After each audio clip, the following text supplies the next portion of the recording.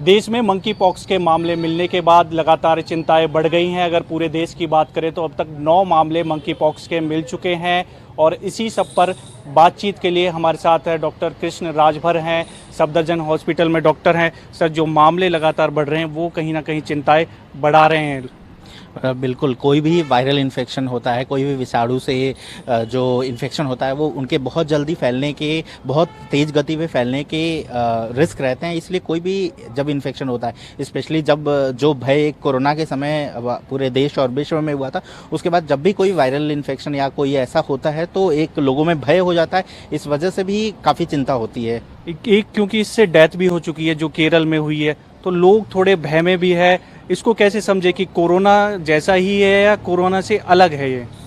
बिल्कुल, इसके monkey pox के जो लिटरेचर है, जो किताबों में लिखी गई बात है कि ये यंग लोगों में ज़्यादा सीवियर फॉर्म लेता है और यही केरल में त्रिशूर में एक यूथ का डेथ हो गया है। तो जो मोर्टेलिटी होती है इसकी वो 0.1 से 11-12% तक है लिटरेचर में, लेकिन वो तो डेथ हो ही सकता है। जैसे भारत में अभी तक 9 केसेस रिपोर्ट हुए हैं जिसमें से 1 डेथ हुआ और बाकी देशों में भी डेथ तो हो रहे हैं, तो मतलब इसको हम इग्नोर नहीं कर सकते।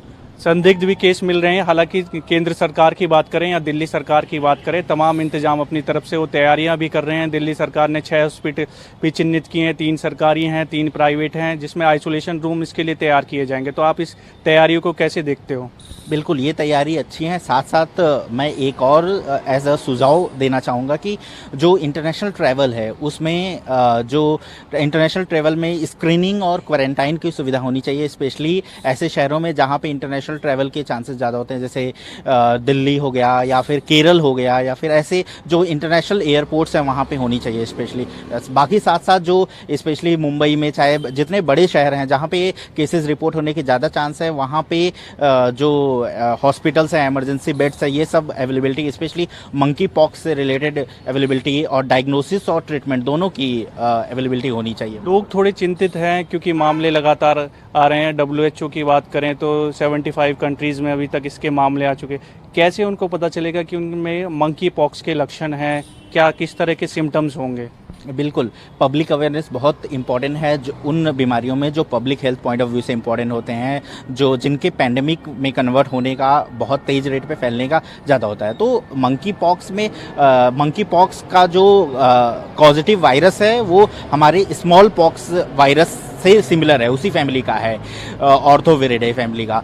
बहुत बहुत शुक्रिया हमसे बातचीत करने के लिए। तो ये थे सफदरजंग हॉस्पिटल के डॉक्टर कृष्ण राजभर, जिनका कहना है कि सावधानी इसमें बरतनी ज़रूरी है, पैनिक या घबराने की ज़रूरत नहीं है। अगर किसी में लक्षण है तो सबसे पहले डॉक्टर से सलाह लें, उसके बाद ही कोई मेडिसिन लें। कैमरामैन ललित के साथ देवेश कुमार, टोटल न्यूज़, दिल्ली।